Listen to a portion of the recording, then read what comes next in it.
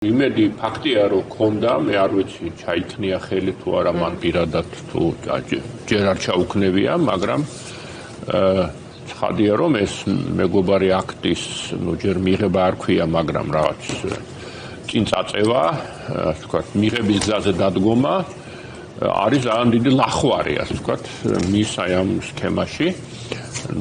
ფაქტობრივად ნოემბრის არჩევნების შემდეგ ხო რაც ტრამპი უკვე გახდა ეს ვთქვათ არჩეული პრეზიდენტი, დარწმუნებული უნდა ვიყოთ, რომ მაქსიმალურად ის ცდილობდა, ასე ვთქვათ, რაღაც ტრამპამდე მიღწევას,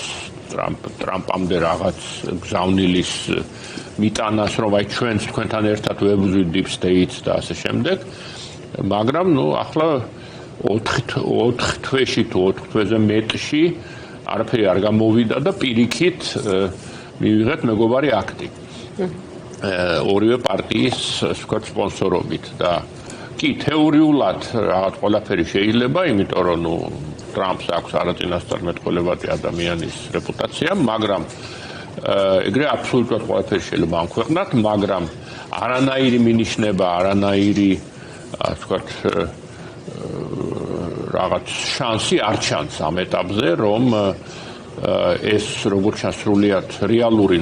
სუბიექტურად რეალური, ფსიქოლოგიურად რეალური იმედი, რაც მათ ჰქონდათ, რომ აი ტრამპთან დაალაგებენ ურთიერთობას, რომ ამას უწერია განხორციელება და აქ არ არის ალბათ, ტრამპისთვის ისეთი მნიშვნელოვანი უპირატად ტრამპისთვის, რომ აი საქართველოში რაღაც დემოკრატიას პრობლემა აქვს, ეს მის პრიორიტეტებში შეიძლება არ იყოს, მაგრამ როგორც ითქვა, სამხრეთ აფრიკა დაასანქცირეს რუსეთთან და ჩინეთთან ზედმეტი მეგობრობისთვის, ჩვენ შემთხვევაშია რუსეთ, ჩინეთი და ირანი, რომელიც ასევე მარტო ეს საკმარისია, რომ პრაქტიკულად ახლა რუსეთთან ურთიერთობას მალავენ, მაგრამ უბრალოდ ჩვენ ვიცით, რომ რუსეთი ძალიან აქტიურად არის ჩართული საქართველოს მიმდინარე მოვლენებში დღეს, მაგრამ ჩინეთთან ურთიერთობას პირიქით ყველანაირად ხას უსვამენ და ასე ვთქვათ აპიარებენ და ირანთან ასე ვთქვათ ვიზიტი და ასე შემდეგ ესეც ფაქტია და შეუძლებელია მოიწონოს საქართველოს მან ახსენა სულ რამდენჯერმე ერთ კონტექსტში პრაქტიკულად ერთ-ეგივე სიტყვებით რომ თუ ბუშის დროს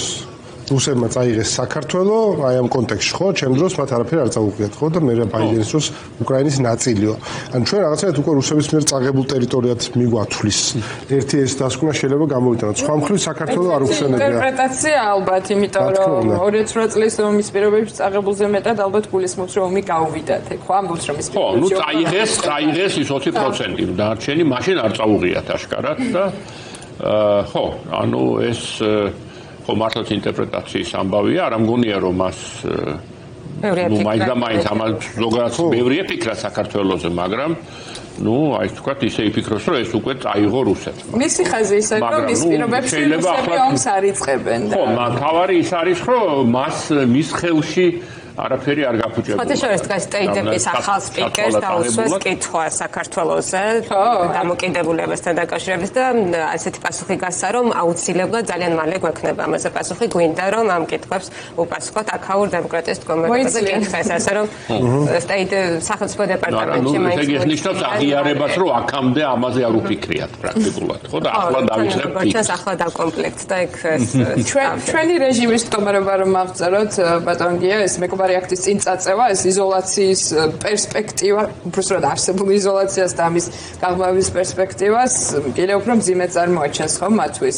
აქ რა ბერკეტები აქვს ხელში ივანიშვილს აი როგორი ტიპის რეჟიმად შეიძლება წარმოიდგინოს მან საქართველოში მმართველობა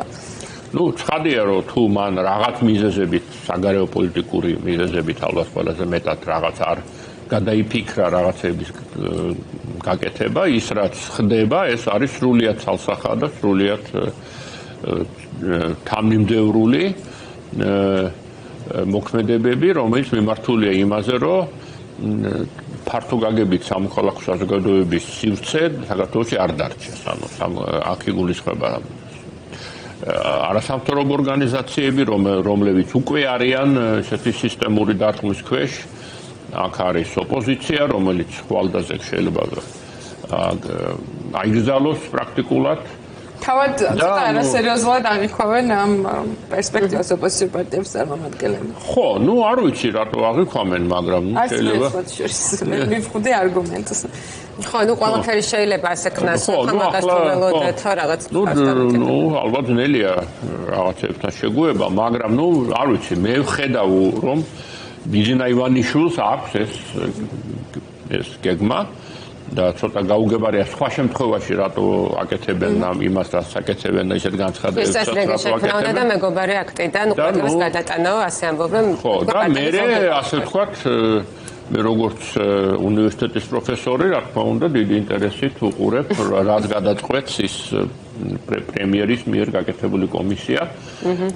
რომელიც რაღაც ისეთ რადიკალურ ცვლილებებს გვირდება